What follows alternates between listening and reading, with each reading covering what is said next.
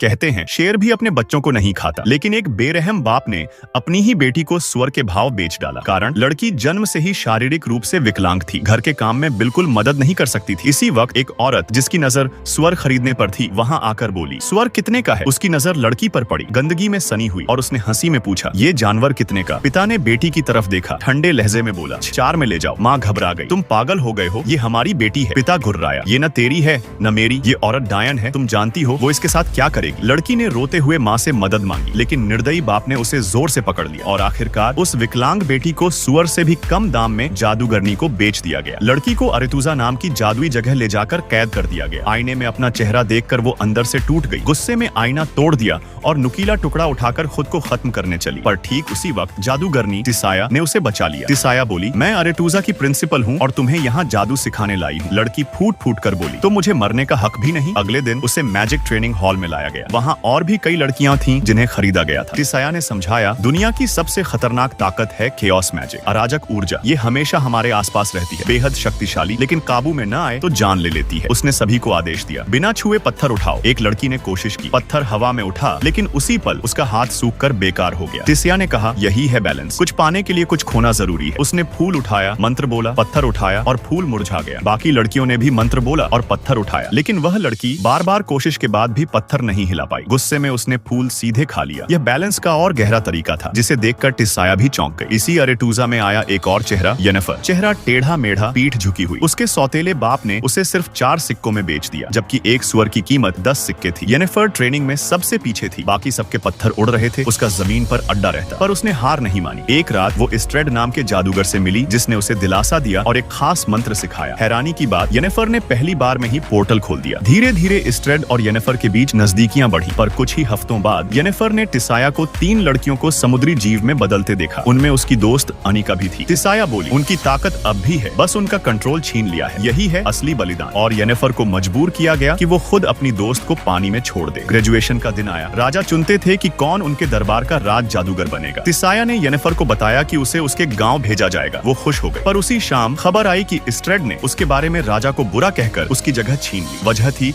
उसका आधा एल्फ खून और बदसूरत चेहरा। प्यार और भरोसे का ये धोखा उसे तोड़ गया। उसने कसम खाई, चाहे जो कीमत चुकानी पड़े, वो अपना चेहरा बदलेगी। एक जादूगर ने चेताया, सुंदरता की कीमत होगी तुम्हारी संतान पैदा करने की क्षमता। येनिफर ने बिना सोचे मान लिया। दर्दनाक जादू से उसकी हड्डियां और चेहरा बदला गया और वो एक सुंदर इंसान बनकर उभरी। दरबार की पार्टी में सब उसकी सुंदरता देख दंग रह गए। राजा ने उसे अपना सलाहकार बना लिया। कुछ ही दिनों बाद उसे रानी की सुरक्षा के लिए भेजा गया। रास्ते में जंगल में काले कपड़ों वाला हत्यारा और उसका राक्षसी कुत्ता हमला कर देते हैं। येनिफर ने